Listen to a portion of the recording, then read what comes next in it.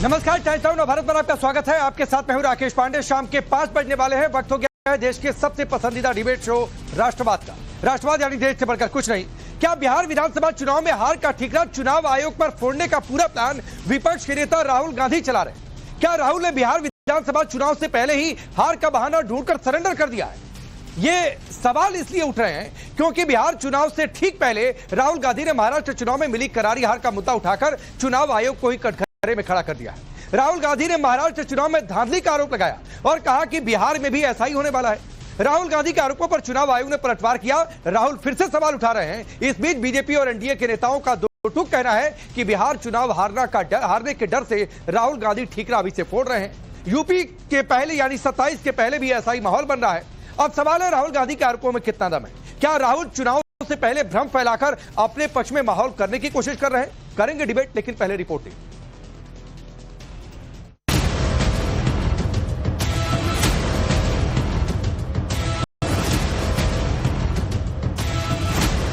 कहते हैं मैच में हार के बाद रेफरी को कटघरे में खड़ा करना कमजोर खिलाड़ी की निशानी होती है। महाराष्ट्र चुनाव के बाद राहुल गांधी ऐसा ही कर रहे हैं, लेकिन अब सवाल उठ रहा है कि क्या अब की बार राहुल ने मैच शुरू होने से पहले ही हार मान ली? क्या राहुल गांधी ने बिहार में होने वाले चुनाव से पहले हार का बहाना ढूंढ लिया?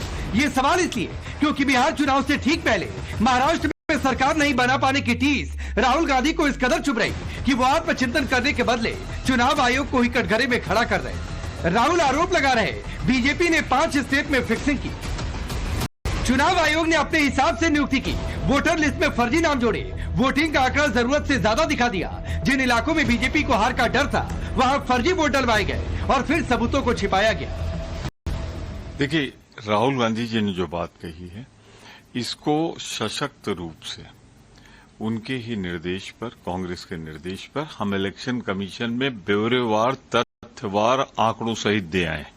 कुछ जगहों पे चुनाव का समय खत्म होते वक्त पोलिंग में 10-10, 15% का उछाल हो गया। उसके बाद जिस तरह दोनों ने मिलकर महाराष्ट्र में इलेक्शन को लूटा है, केंद्र और प्रदेश ने मिलकर, तो ये लोकतंत्र के लिए बहुत खतरनाक बात है। और राहुल गांधी ने बहुत एक तथ्य सही उठाए हैं, मैं उसका समर्थन करता हूं। मैं कहता हूं 2024 का महाराष्ट्र का चुनाव हुआ ही नहीं है, चुनाव हाईजैक कर दिया अमित शाह ने, देवेंद्र फडणवीस और मोदी।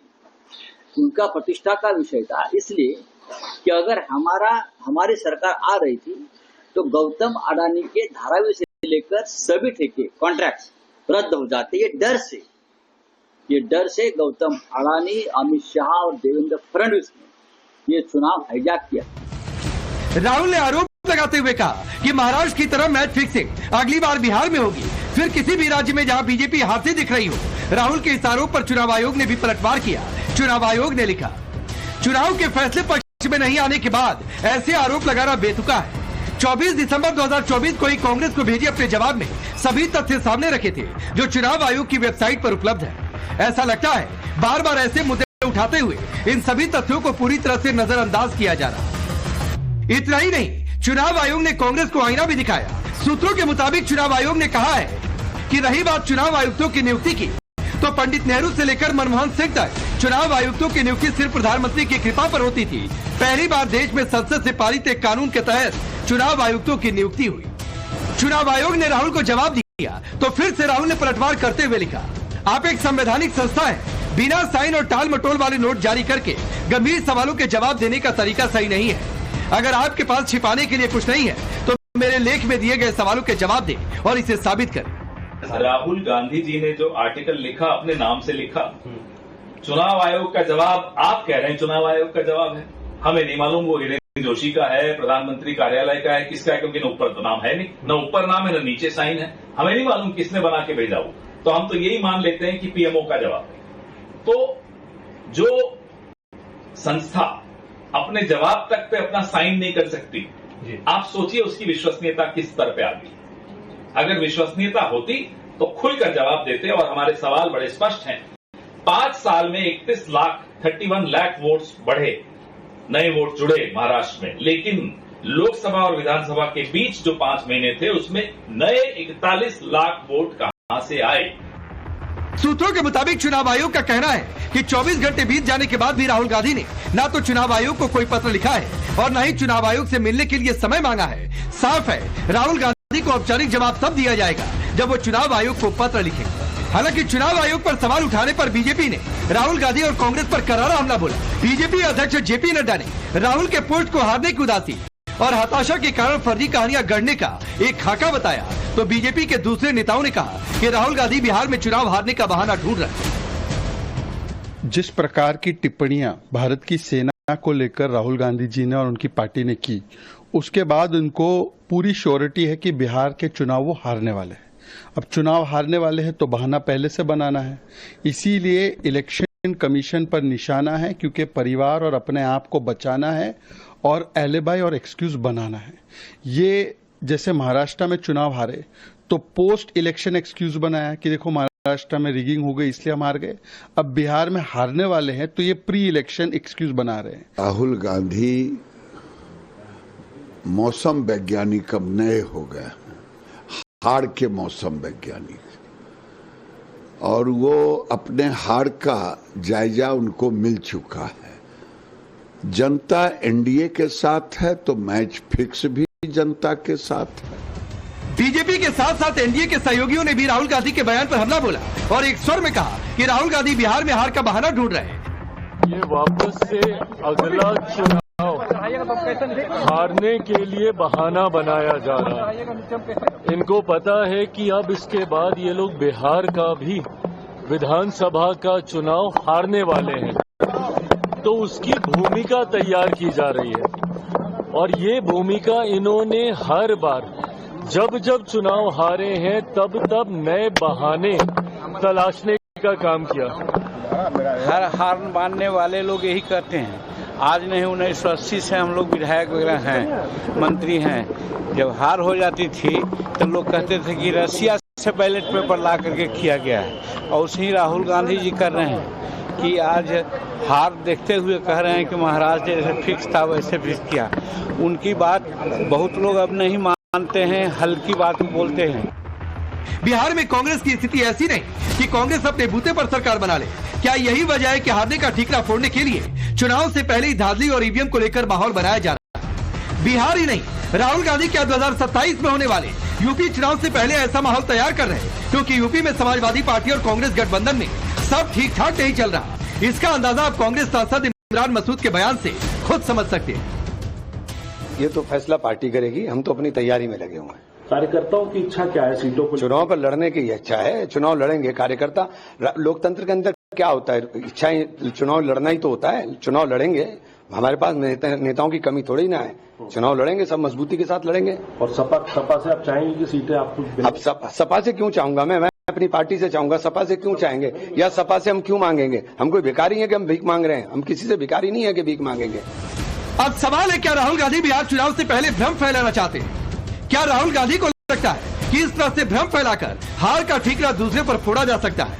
क्या राहुल को लगता है कि इस तरह से माहौल तैयार कर उन्हें फायदा मिलेगा? Bureau report, times now of Bharat. तो आप सोचिए, आपने खबरों में न जाने कितनी बार देखा होगा इलेक्शन कमीशन पर सवाल, ईवीएम पर सवाल, लेकिन सब हारने के बाद। तो सवाल उठता है, कहीं साबित क्यों नहीं कर दिया अभी तक? मैं आपका परिचय पहले आज के मेहमानों से करवाता हूं। शुभम त्यागी, भारतीय जनता पार्टी के नेता और राष्ट्रीय प्रवक्ता। कृष्णा हेगड़े जी, शिवसेना के नेता और प्रवक्ता। जगदीश शर्मा जी, कांग्रेस पार्टी के नेता। तारिक खान, समाजवादी पार्टी के नेता और प्रवक्ता। और प्रोफेसर श्याम कुमार हैं, आरजेडी के नेता और प्रवक्ता। आप सभी का बहुत बहुत स्वागत है। जगदीश जी, एक कहावत है, आपने सुनी होगी, अंगूर खट्टे हैं। सर, जब जब आप लोग ईवीएम पर बोलते हैं, इलेक्शन कमीशन पर बोलते हैं, तो यही कहावत पूरी जनता को याद आती है।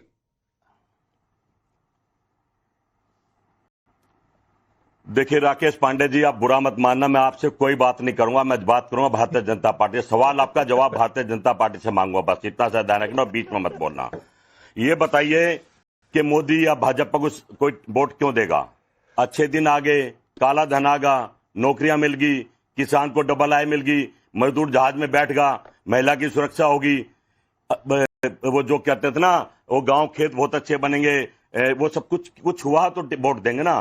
पर कहना कि मैं समझता हूं मोदी जी पिछले 30 साल से चुनाव आयोग तो सिस्टम से घिरे हुए हैं, और यही जीत का कारण। इस बार तो मोदी जी खुद आ रहे थे बनारस में, पर हालात ऐसे थे, 5 स्टेट तो सबने देखा भी लूटे।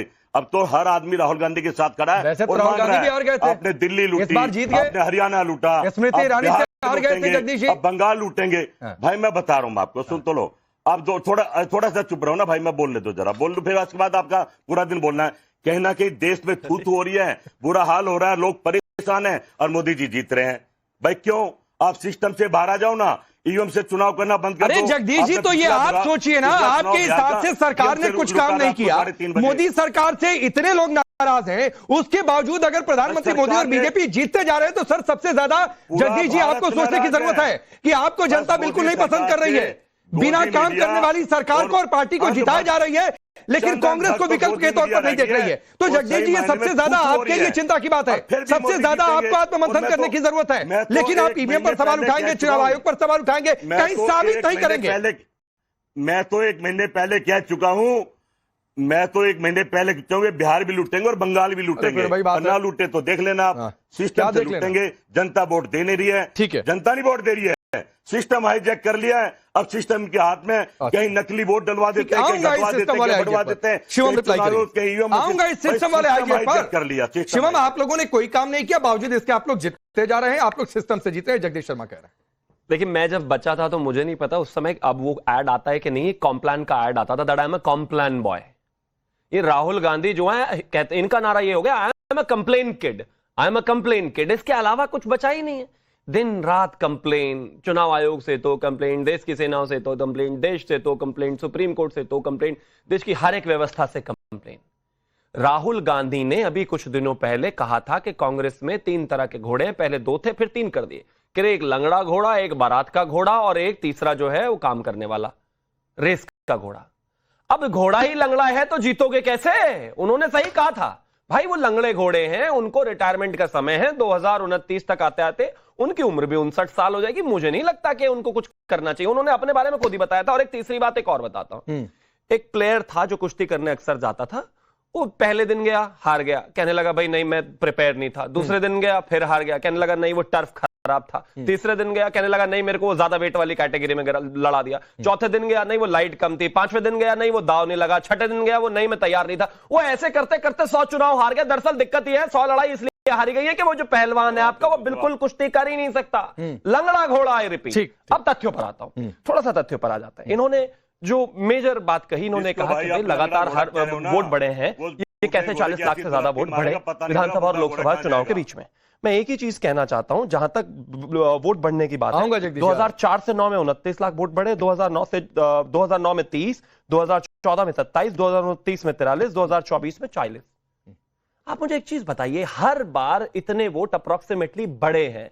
सुप्रीम कोर्ट आप गए नहीं, वहां पर हार हुई, ईवीएम हैक हुआ नहीं, चीजों में कुछ दिक्कत आई नहीं। फॉर्म 17C जब आपके एजेंट को दिया जाता है, उससे मैच करके अगर आपको करते तो कोई एक FIR हुई नहीं, कुछ भी तो नहीं किया। नहीं, आप फैक्ट की बात कर रहे हैं। गालियां देना शुरू एक फैक्ट वाला सवाल जगदीश जी, उसका छोटा जवाब दीजिएगा, फिर मैं आगे बढ़ जाऊंगा। और सवाल यह है कि चुनाव आयोग में नियुक्ति की बातचीत उठाई है राहुल गांधी ने, तो 2023 से पहले या आपके जब प्रधानमंत्री आपकी सरकार रहा करती थी, तब तो विपक्ष के नेता भी कमेटी में नहीं हुआ करते थे। तो मुझे बताइए, फिर तो केंद्रीय सरकार की सिफारिश पर राष्ट्रपति नियुक्ति कर देते थे, तो उस नियुक्ति को क्या कहेंगे? पहला सवाल। दूसरा सवाल यह है कि इंदिरा गांधी के चुनाव को जो गलत ठहरा दिया था कोर्ट ने, वो क्या था? सिस्टम पर कब्जा था, बेजा इस्तेमाल था, क्या था? फिर देखिए राकेश पांडे, पहले तो भाई मैं शिवम भाई की बात का जवाब देता हूं कि उसका बनता है। वो जो लंगड़ा घोड़ा है जिसको कह रहे हैं ना, वो बूढ़े घोड़े की ऐसी दुलत दे देगा, दूर जाके पड़ेगा। सबको पता है कि बूढ़ा घोड़ा सुबह से शाम तक झूठ बोलता है। अच्छा एक चीज बताइए, ये कोई आप ये इसको सच में कुश्ती समझ बैठे? वैसे भी हमारे जो मित्र है, इनका हाव भाव भी कुश्ती वाला ही रहता है। लेकिन एक चीज बताइए, बता रहा हूँ ना, जीतते क्यों नहीं चुनाव? सुन तो लो भाई, मेरी नहीं सुन रहा हूँ, चुनाव क्यों नहीं जीतते? ना एक दुल्हन घोड़े का मतलब ये नहीं है कि सच में घोड़ा बनना है, लड़ाई करनी है, दौड़ना है। चुनाव क्यों नहीं जीतते भाई? मशीन से थोड़ी जीत सकते हैं। और कैसे जीत? अच्छा चीटिंग है। मैं तो ये बताता हूँ, लंगड़ा घोड़ा बूढ़े घोड़े का। अच्छा चीटिंग है तो फिर कोर्ट क्यों नहीं जाते? बताइए, बोल रहा है ये झूठ, कोई कंप्लेन क्यों नहीं करता? गुमराह टीवी पे बोलने से क्या चलेगा? एडिटोरियल देखने से क्या चलेगा? बताइए भाई, कोर्ट भी बहुत बार भाई। एक चीज बताइए, आपके साथ कुछ गलत हुआ है तो आप अखबार में लिखोगे या पुलिस के पास जाओगे? थक गया सब कुछ, आपने थक गए। अरे भाई, यानी कि देश के कोर्ट भी ठीक नहीं है, मतलब देश के सुप्रीम कोर्ट पर भी भरोसा नहीं है। देश के सुप्रीम कोर्ट पर भी भरोसा नहीं है।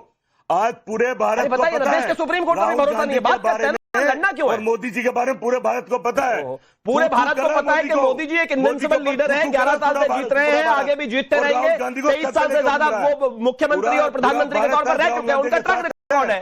और आपका जो नेता है वो हारा हुआ नेता है। लंगड़ा घोड़ा क्या रहे हो ना, वो बूढ़े घोड़े को दुलत्ती मार के गिर चुका है। फिर वही भैया, इन तर्कों से कुछ नहीं होने अच्छा चलिए आगे बढ़ता हूँ, मैं आगे बढ़ता हूँ, हारा पड़ा है। मेरे सवाल का नहीं मेरे चलिए जगदीश भाई रुकिए, मेरे सवाल का जवाब आप नहीं दे पाए, आप घोड़े वाली डिबेट कराना चाहते हैं। तो सर घोड़े वाली डिबेट मुझे करनी नहीं है। लंगड़ा घोड़ा कौन, दौड़ने वाला घोड़ा कौन, आपकी पार्टी का मसला है, आप देख लीजिए। और मैं कह रहा हूं एक सुझाव है सर, जो दौड़ने वाले घोड़े हैं उन्हें चुनाव में डाल दीजिए ताकि वो कम से कम जीते। तो सर आप घोड़े वाली डिबेट आपकी पार्टी की है, मुझे उसमें कोई दिलचस्पी नहीं है डिबेट करने की, वो आपके पार्टी के अंदर का मामला है। आप तय करते रहिए कौन लंगड़ा है, कौन बूढ़ा है, कौन चल सकता है, कौन दौड़ सकता है, ये जगदीश भाई आप लोग तय करिए, ये आपकी पार्टी का मसला है। मुझे नहीं लगता है किसी को इस पर टिप्पणी करनी चाहिए। चलिए ठीक है सर, रुक जाइए, बहुत शराफत किसी पार्टी में नहीं होती है, रुक जाइए। चलिए अरे रुक जाइए भाई, हाँ ठीक है सर, ठीक है। डॉक्टर श्याम, ये तो अभी तय करने में बैठे हुए हैं, मैं नहीं उधर जाना चाह रहा था कि लंगड़ा घोड़ा कौन है, बूढ़ा घोड़ा कौन है, ये इनकी पार्टी का मसला है। लेकिन ये तो अभी से हार मानकर बैठे हैं, अभी से आत्ममंथन रणनीति की बात नहीं हो रही है। हर पार्टी के नेता, हारने वाली पार्टी भी कहती है कि जीत जाएंगे, सरकार बना लेंगे, लेकिन ये तो पहले से एक्सक्यूज दे रहे हैं जो बीजेपी कह रही है। तो भाई इनके सहारे आप लोग कैसे जीतेंगे, या इनके साथ कैसे जीतेंगे? सहारे क्या, बिहार में तो आप लोग बड़ी पार्टी है कांग्रेस की तुलना में। नहीं, इसमें देखिए जो मूल रूप से पहली बात जो उभर के आ रही है आपकी डिबेट में, कि जो सवाल चुनाव आयोग पर है, जो हमारे भाजपा के मित्र हैं या जदयू के मित्र हैं या आएंगे, उनको जवाब नहीं देना है। सवाल संस्था से हो रही है। संस्था एक संवैधानिक संस्था है, राजनीतिक संस्था नहीं है। बीते वर्षों में जो सवाल किए जा रहे हैं उसका बिंदुवार तथ्यपरक जानकारी की मांग की जा रही है। चुनाव आयोग की पहली जिम्मेदारी पारदर्शी चुनाव कराना है और अपने साख को बचा के भी रखना है। जब साख पर इतने सवाल खड़े हो रहे हैं, जो सवाल उनके से मांगे जा रहे हैं, उनका जवाब देना चाहिए। हिंदुस्तान का जो लोकतंत्र दुनिया भर में जाना जाता है, वो संवैधानिक संस्थाओं के लिए भी जाना जाता है। और उन संवैधानिक संस्थाओं को जिस तरह से अंडरमाइन किया गया, हाल ही के दिनों में जो कानून बने हैं और उसको लागू किया जा रहा है, उस पर जो सवाल उठ रहे हैं, क्या उसका जवाब नहीं दिया जाना चाहिए? पहले तो कानूनी नहीं था श्याम भाई, पहले तो कानूनी नहीं था।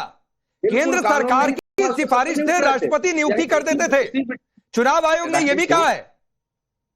नहीं, इस विडंबना, इस बात को भी बता दूं, बहुत कुछ नहीं था, लेकिन तो नहीं था ना। अभी तो कम से कम ठीक है, आप कह दीजिए कि सरकार की मेजॉरिटी है, ये आपकी लॉजिक समझ में आ जाएगा। लेकिन पहले तो विपक्ष की बात सुनी नहीं जाती थी। क्यों सुने? चुनाव आयोग की नियुक्ति हम करेंगे, अपने मन से करेंगे।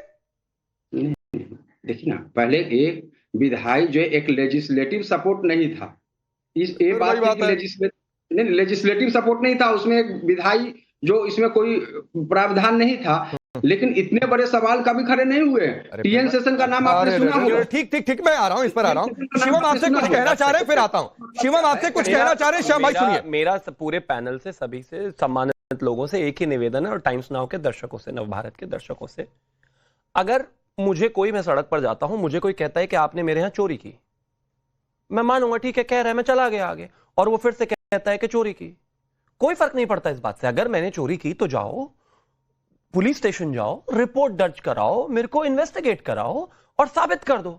आप इस तरह के विषयों में 2 बार सुप्रीम कोर्ट इस पर वर्डिक्ट दे चुका है, चुनाव आयोग आपको इनवाइट कर चुका है, कभी कुछ नहीं कर पाया। मैं एक और चीज कहना चाहता हूं, फॉर्म 17C जब आपकी ईवीएम बंद हो जाती है, उसके मिलान के बाद, सारा कुछ करने के बाद, आपके एजेंट के हाथ में जब आता है, अगर आपको लगता है कि वाकई वहां पर कोई गलत चीजें हुई है, मिलान नहीं हो रहा है, मैच नहीं हो रहा है, तो आप अब तक कोर्ट में जाते, कोर्ट के सामने कोई भी एक कॉन्क्रीट एविडेंस होता तो इस पर काम होता।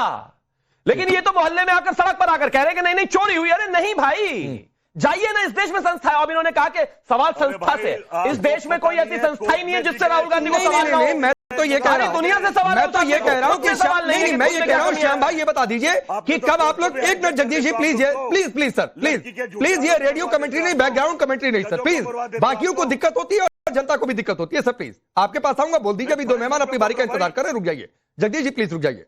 श्याम भाई, कब आप लोग चुनाव आयोग कोई सवाल लेकर गए और उसका जवाब नहीं मिला? इस बार कभी जवाब आया है? अनौपचारिक तरीके से पूछा, अनौपचारिक तरीके से जवाब आया, बोलिए।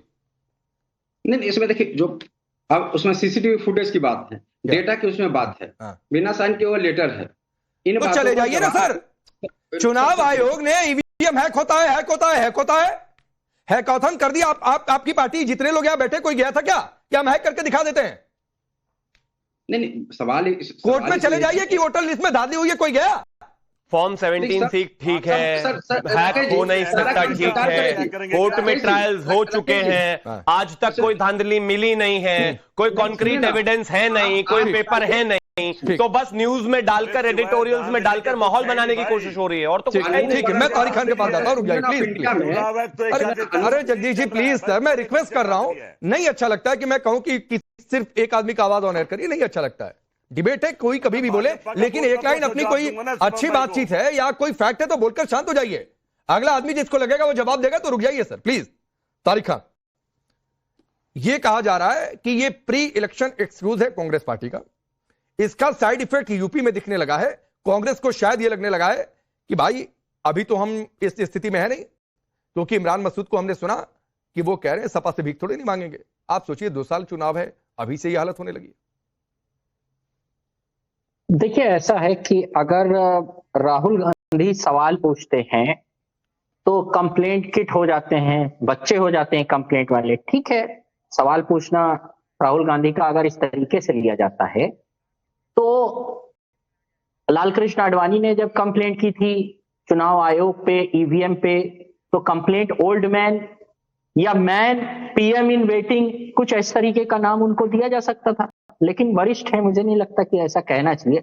लेकिन अगर आज का राहुल गांधी कंप्लेंट कर रहे हैं चुनाव आयोग के, बच्चा है, गलती है, तो तब के लाल कृष्ण आडवाणी भी बूढ़े, ओल्ड मैन कंप्लेनिंग। चलिए, ये तो माना आपने कि राहुल गांधी बच्चे हैं आपकी तरीके की चीज है। नहीं, अगर बीजेपी का क्लेम है ये, मैं नहीं कह रहा हूं, मैं कह रहा हूं यही कंप्लेंट अगर लाल कृष्ण आडवाणी वाली कंप्लेंट से कंपेयर की जाएगी तो एक कहा जाएगा कि ओल्ड मैन कंप्लेंट कर रहा है। भाई वो बूढ़े हैं, राहुल गांधी जवान है। राहुल गांधी के जवान होने का या लाल कृष्ण आडवाणी के बूढ़े होने का कंप्लेंट से कोई लेना देना नहीं है। तब के परिप्रेक्ष्य में लाल कृष्ण आडवाणी को लग रहा था कि ईवीएम गलत है, इसलिए उन्होंने उसकी कंप्लेंट की थी। जीवीएल नरसिम्हा ने पूरी किताब लिखी जिसकी प्रस्तावना खुद लाल कृष्ण आडवाणी ने लिखी थी। उसके बाद अब राहुल गांधी ये सवाल उठा रहे हैं, जवाब बिल्कुल चुनाव आयोग को देना चाहिए। विधानसभा और लोकसभा के बीच में बहुत जल्दी वोटर बढ़ गए, लगभग पर डे 1 लाख के करीब वोटर बढ़ गए। बात एक विधानसभा से दूसरे विधानसभा के बीच में नहीं हो रही है। आप यूपी से है ना? यूपी में बूथ कैप्चरिंग कैसे पहले हुआ करती थी? मैंने बहुत तस्वीरें देखी है सर बचपन में। तब तो बहुत सारी बातों की मुझे समझ नहीं थी, और मैंने तस्वीरें देखी है कि कैसे वो डिब्बाई लेकर चल देते थे। बूथ कैप्चरिंग तो अभी भी तो साबित करिए ना सर, गोली चलाई, साबित किया। और श्याम भाई एक बात कह दूं, मैं कृष्णा हेगड़े जी के पास जा रहा हूं, ये भी कहा गया जाइए सर कोर्ट में। यहाँ तो अदालतें रात को 12 बजे भी खुल जाती हैं। एक जानकारी और है कृष्णा हेगड़े जी, हर चीज के लिए कोर्ट। हाँ जाइए ना, क्या दिक्कत है? लोकतंत्र है, सड़क से थोड़ी नहीं होगा। विवादों का निपटारा कोर्ट से होगा, सड़क पे कोर्ट लगेगी। सही है, सही है। तालिबान थोड़ा नहीं कि सड़क पर अदालत लगेगी। ठीक है कृष्णा हेगड़े जी, कोई काम नहीं करेगा। कृष्णा हेगड़े जी प्लीज सर, प्लीज रुक जाइए। कृष्णा हेगड़े जी, श्याम भाई कह रहे थे सीसीटीवी। जानकारी यह भी है कि चुनाव आयोग ने यह कहा है कि मतदाताओं की निजता का अधिकार है। किसी को बहुत ज्यादा देखना है तो जाइए हाईकोर्ट में याचिका दाखिल करिए, वहां पर आप सीसीटीवी देख लीजिए। इनमें से कितने लोग जाते होंगे, लेकिन यहां बैठकर बोलना है। राकेश भाई, एक बात आपको स्पष्ट कहूं, शिवम त्यागी जी ने आंकड़े बताए 99 से लेके 2014 तक और अब तक हर बार हर 5 साल जो आंकड़े है वृद्धि हुई है वोटर्स की, और उसमें से 3 बार कांग्रेस जीती। तो कांग्रेस ने धांधली की क्या तब जब वो 3 बार जीती? मैं कहता हूं जो सच्चाई है ये है कि हमारी जो गेम चेंजर स्कीम थी, लाड़की बहना स्कीम, वहां पर 5% जो महिला बहन है हमारे, वो अधिक मात्रा में आकर वोट डाले, और उसकी संख्या 41 लाख है, और इसके वजह से हम भारी बहुमत से हम जीते। तो इसमें कोई रॉकेट साइंस नहीं है। दूसरी बात यह है कि बिहार के इलेक्शन के साथ उन्होंने तुलना की। पहले जब दिल्ली में 0 सीट आया विधानसभा में, तभी भी पहले उन्होंने महाराष्ट्र के बारे में बात की। अब बिहार जब का इलेक्शन आ रहा है तो महाराष्ट्र के बारे में बात कर रहे हैं। उनको पता है कि बिहार वो हारने वाले। 35 साल से तो वो बिहार जीती नहीं। मनमोहन सिंह जी के जो सरकार थी केंद्र में तभी भी वो बिहार जीते नहीं, तो अभी क्या बात कर रहे हैं बिहार के? सबको मालूम है कि कांग्रेस पार्टी बिहार में हारने वाली है, उसमें भी कोई रॉकेट साइंस नहीं है। दूसरी बात यह है कि हमारे कार्यकर्ता ने अच्छा मेहनत किया, हमारे महायुति के तीनों नेताओं ने, देवेंद्र फडणवीस जी, एकनाथ शिंदे और अजित पवार ने मेहनत कर लोगों को इतने वेलफेयर स्कीम्स दिए, गेम चेंजर स्कीम्स दिए कि लोग भारी बहुमत में आके हमको मतदान उन्होंने दिया, और आज भी हम लोगों के लिए काम कर रहे हैं। ठीक। दूसरी बात यह है, बोलिए। देखिए, राहुल गांधी देश के अंदर रहे या देश के बाहर रहे, देश के खिलाफ बोलते हैं। सेना के खिलाफ बोले, इलेक्शन कमीशन के खिलाफ बोले, हाई कोर्ट के खिलाफ बोले, सुप्रीम कोर्ट के खिलाफ बोले। एक संस्था बताइए जहां उन्होंने नहीं बोला। ठीक है, और जब ठीक है, ये इसकी चर्चा होती रहती है। जगदीश भाई बहुत देर से इशारा कर रहे हैं। जगदीश जी, आप कहिएगा, मैं एक सवाल आपसे करता हूं। कई बार डिबेट में टीएन शेषन का उदाहरण दिया जाता है, अभी आपने भी नाम ले लिया था कि टीएन शेषन ने बहुत शानदार काम किया, नो डाउट काम किया, बिना सिस्टम से डरे काम किया। तो सिस्टम डरा कौन रहा था? किसका सिस्टम था? मतलब डराने की कोशिश तो हो रही थी। राकेश पांडे भाई सब दल कोर्ट में भी गए, चुनाव तो चुप बैठ जाता, भाई लैंड रट रखी है, सब ठीक चल रहा है। और भाई हमने लिस्ट मांगी थी, लिस्ट नहीं दे रहा, उस पर कोर्ट ऑर्डर लिया, लिस्ट नहीं देंगे। ये तो लोकतंत्र में लिस्ट तो मांग सकते हैं, ये भी नहीं मांग सकते। बता दो आप, कहा क्या कि लिस्ट दे दीजिए, प्रवक्ता की तरह बात करें, बताओ। जाइए ना, चुनाव आयोग जवाब देगा ना भाई, यहाँ बैठकर जवाब मिलेगा। नहीं दे रहा ना, अरे मांगिए भाई, अरे 10 बार मांग लिया कोर्ट में घसीटिए। भाई राकेश पांडे भाई 10 बार मांग लिया, झूठ मत फैलाया करो। और अभी एक अच्छा, एक बात जगदीश भाई, एक मिनट, हमारे महिला बहनों ने जाकर वोट दिया है। नहीं कृष्णा जी, एक सवाल जगदीश भाई, क्या आपकी पार्टी से कोई आधिकारिक लेटर चुनाव आयोग? तुम्हारी महिला प्लीज रुक जाइए भाई। वो लाडली बहना और क्या क्या स्कीम का असर ही है कि बिहार में भी जाकर उसकी घोषणा हो रही है, हर राज्य में उसकी घोषणा हो रही है, अनुसरण हो रहा है। तो रुक जाइए सर, जिन योजनाओं ने जनता के बीच में पैठ बना ली, उसकी आप कॉपी भी कर रहे हैं, और ये दिख भी रहा है, और अच्छी चीज की कॉपी करिए, कोई दिक्कत नहीं है। मैं पूछ रहा हूं, आपने या आपकी पार्टी ने क्या चुनाव आयोग को आधिकारिक तौर पर लेटर लिखा है आज तक कि ये लिस्ट हमें दीजिए, और वो लिस्ट नहीं मिल रही? भाई राकेश पांडे भाई, बड़े शर्म की बात, आप इस तरह गिर जाओगे, मुझे ये नहीं पता था। अरे चुनाव तो लिखा है तो दिखा दीजिए ना भाई, जनता भी तो देखे, कांग्रेस देश देखे कि कांग्रेस पार्टी ने आधिकारिक तौर पर ये लेटर लिखा, बयान देने के अलावा, टीवी चैनल पर डिबेट में बोलने के अलावा, माइक आईडी पर बयान देने, स्टेटमेंट देने के अलावा, मानने के अलावा, आधिकारिक तौर पर लेटर लिखकर मांगा गया है। अरे आपके चैनल ही बताते हैं भाई। अरे चैनल मैं यहाँ पर बैठकर डिबेट में तो मैं कह रहा हूँ, आप बोल रहे हैं, तारिक भाई भी कुछ बोल रहे हैं, श्याम भाई भी कुछ बोल रहे हैं, पैदल गए, चुनाव आयोग से कुछ सवाल भी कर रहे हैं। लेकिन ऐसा नहीं होता ना कि जितने प्रवक्ता जहां बैठे वहां डिबेट में कुछ बोलते रहे। यस, 1000 बार गए भाई, हर चुनाव कह रहा हूँ, लेटर लिखा हो तो लेटर लिखा दीजिए, और कोर्ट लेकर पहुंच जाइए कि साहब हम बार बार ये लेटर लिख रहे हैं, चुनाव आयोग नहीं दे रहा, हमारा अधिकार है लिस्ट का। और कोर्ट भी गए, मतलब कोर्ट भी नहीं सुन रहा है, मतलब कोर्ट भी नहीं सुन रहा है आपकी, और सभी दल गए, मतलब कोर्ट नहीं सुन रहा है आपकी। सुन कौन? अरे भाई सभी हाईजैक कर लिया है। आप कोर्ट के जजों का क्या हाल कर रहे हो? जज मारे जा रहे हैं, फंसाए जा रहे हैं, जज भी तो डरे हुए हैं। हाईजैक का मतलब ये तो है, कौन छोड़ा आपने? अरे कर दो मानहानि, कर दो मानहानि। झूठ बोलना तो आने वाले इलेक्शन का छोड़िए, कहाँ पे जगदीश जी लोहिया जज के बारे में पता है? कहाँ है लोहिया जज? ठीक है सर, ठीक है। पर इस देश में ऑलरेडी एक रिपोर्ट है। मैं एक तो सबसे पहले एक चीज कहना चाहता हूँ, नहीं, इस पर तो मैं एक चीज कहना चाहता हूँ, जगदीश जी कृपया करके फेसबुक से पढ़कर बताया करो कि वो कहाँ है, ये कहाँ है, उसके बारे में सब संबंधित रिपोर्ट्स वहां पर लगी हुई है। खैर मैं पॉइंट पर आता हूँ। इन्होंने कहा हमने 1000 चिट्ठियां लिखी, हमने 1000 चिट्ठियां लिखी। प्लीज बीच में नहीं बोलना जगदीश भाई, आपने इशारा किया, मैं आपके पास आया ना भाई। शिवम को सुनिए, आप कह रहे हैं कि अदालत भी हाईजैक कर लिया, चुनाव आयोग भी हाईजैक कर लिया, तो भाई आपके हिसाब से जिसने हाईजैक किया उसकी तो सुनिए। कुछ हाईजैक कर लिया। हाँ रुक जाइए, ठीक है, तो रुक जाइए, चलिए बोलिए। हर आदमी को झूठे, देखिए मैंने आपको हर आदमी को डराया जा रहा है। हाँ ठीक है सर, ठीक है। मैंने आपको 2009 और उससे पहले 2004 के चुनाव से लेकर 2024 तक के सभी चुनावों का ब्यौरा दिया, जिसमें मैंने बताया कितने वोट हर 5 साल में बढ़े।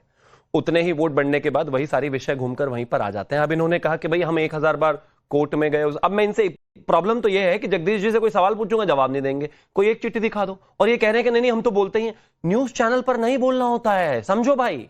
अगर आपको चुनाव आयोग से कोई परेशानी है आप वहां जाएंगे, आपको अगर वहां समाधान नहीं मिलता आप कोर्ट जाएंगे, आपको अगर वहां समाधान नहीं मिलता आप हायर कोर्ट जाएंगे, आपको और समाधान नहीं मिलता फिर आप हायर कोर्ट जाएंगे, सुप्रीम कोर्ट जाएंगे। ये इसका प्रोसेस है। अब चुनाव आयोग ऐसे तो करेगा नहीं कि हिंदुस्तान के 5 बजे सारे न्यूज चैनल्स को लगा के बैठेगा कि जहां कांग्रेस का प्रवक्ता कोई भी कंप्लेंट बोलेगा हम उसका जवाब देंगे। अरे जाइए ना शिवम, जगदीश भाई मैं तारिक खान के पास जाऊंगा, एक छोटा सवाल छोटा जवाब दीजिएगा। एक मिनट रुकिए भाई। सिस्टम को हाईजैक करना आपके हिसाब से चुनाव आयोग को बीजेपी ने हाईजैक किया, तो मुझे एक बात बताइए, चुनाव आयोग को हाईजैक करना किसे कहते हैं? केंद्र सरकार की सिफारिश पर सीधे चुनाव आयुक्त की नियुक्ति हो जाए, यह हाईजैक करना है, या फिर कानून के मुताबिक एक कमेटी बन जाए जिसमें पीएम, एचएम और विपक्ष के नेता हैं? किसको हाईजैक करना कहते हैं? देखिए पीएम और एचएम का क्या मतलब है? पहले कोर्ट का चीफ जस्टिस बैठते थे ना सुप्रीम कोर्ट। अरे वो मान करिए कि चीफ जस्टिस को ले आए सर, आप तो पहले लाते ही नहीं थे। तो भाई अरे चुनाव इलेक्शन कमिश्नर कैसे नियुक्त होता था पहले पता भी है आपको? बता रहा हूं मैं। अच्छा कैसे देश में चुनाव आयोग कमिश्नर कैसे नियुक्त होता है आप जानते हैं? सबको पता खेल क्या। अरे आप जानते हैं क्या इस बारे में? मेरी सरकार से पहले कैसे इस देश में चुनाव आयोग में कमिश्नर नियुक्त होता था आपको पता है? जिसको आप 40 को बना रहे हैं यहाँ पर। हाँ अब पहले चीफ जस्टिस होता था, विपक्ष का नेता होता था, प्रधानमंत्री होता था पहले। अब तो एक ही क्या होता था? अरे नहीं कह रहे चीफ जस्टिस और विपक्ष का नेता दोनों होते थे। अरे भाई क्या कैसी बातें कर रहे हैं? ये सुप्रीम कोर्ट की गाइडलाइन के बाद हुआ था जिसको बदला गया, उससे पहले नहीं था ऐसा। बातें तो अरे इस देश में एक अरे भाई बता रहा हूं ना, आप तो बताओ। अच्छा कोई एक बताओ, तो कोई एक बताइए। कोई एक भी आपने बदलवा दिया सुप्रीम कोर्ट से, आपने तो हाईजैक करवाया। ये कानून भी तो आप ही सुप्रीम कोर्ट से ढूंढ लेके आए। अच्छा ये कानून भी आप सुप्रीम कोर्ट में जब ये विषय था सुप्रीम कोर्ट ने उस पर एक गाइडलाइन दी जिसको बदला गया, लेकिन उससे पहले ऑपोजिशन लीडर नहीं थे वहां। ठीक। और 90 से पहले तो बात करूं तो सिर्फ एक चिट्ठी आ जाती थी कि कुछ कहना चाहता हूं। सुनिए, नहीं जगदीश भाई को कहना चाहता हूं। जगदीश भाई सुनिए, आपके लिए है। जगदीश भाई सुनिए मेरे भाई, जरा सुनिए। जब आपने कंप्लेन किया है तब तक इलेक्शन कमीशन ने वीवीपैट स्लिप गिना है, 3 लाख वीवीपैट भी स्लिप गिना है, और मारखंडवाड़ी गांव में 5000 वीवीपैट स्लिप भी गिना है, और उसमें कोई और सब मैच हुआ। लूट मची गुजरात में। नहीं वीवीपैट सब स्लिप गिना है, तभी आपने क्यों नहीं बोला? अच्छा चलिए छोड़िए, नहीं हो पाएगा। जगदीश जी का एक ही टेप चल रहा है, वो वही चलता रहेगा। तारिक भाई प्लीज समय कम है सर, समय कम है। तारिक हम 30 सेकंड आपको देता हूं। मैं पूछ रहा हूं कि चुनाव आयोग को हाईजैक करने के बाद जो जगदीश जी कह रहे हैं, तो पहले चुनाव आयुक्त की नियुक्ति केंद्र सरकार की सिफारिश पर हो जाती थी, ना उसमें एलओपी ना उसमें चीफ जस्टिस। तो हाईजैक करना उसे होता है कहते हैं, या अभी नए कानून के मुताबिक पीएम, एचएम, एलओपी है। ठीक है, आप लोग कह रहे हैं कि चीफ जस्टिस को भी ले आइए, वो एक अलग बात हो सकती है, लेकिन हाईजैक करना किसे कहेंगे? पहले या जब लोकल पुलिस लोग जो वोट डालने जा रहे हैं उनको बंदूक दिखाई कि वोट ना डालने जाओ, इसको कहते हैं हाईजैक करना। इसको कहते हैं हाईजैक। अब आपसे पूछ रहा हूं कुछ सवाल, जवाब कुछ और आप दे रहे हैं। फिर मैं बूथ कैप्चरिंग पर आ जाऊंगा। क्या होता था पहले यूपी में जब आप लोगों की सरकार थी? नहीं जाना सर उधर। एक बहुत पिन पॉइंटेड सवाल का पिन पॉइंटेड जवाब पूछा मैंने आपको। नहीं बूथ आप इमरान मसूद पर बोल पाए, कांग्रेस के तेवर पर, और ना आप अभी बोल पा रहे हैं। अभी बोला था 30 सेकंड मुझे बोलना है, 10 ही सेकंड में कूद गया। इसलिए कि सवाल से भागने लगे तारिक भाई। सवाल से नहीं भागते तो मैं नहीं आता। उस तस्वीर को कोई जस्टिफाई नहीं करेगा, लेकिन आपसे चुनाव आयोग की नियुक्ति पर किसने सिस्टम हाईजैक किया? पिन पॉइंटेड सवाल था। बहुत चालाकी। चलिए वक्त इतना ही है सर, माफी के साथ ये सवाल फिर दोबारा करूंगा। आप सबका बहुत बहुत शुक्रिया।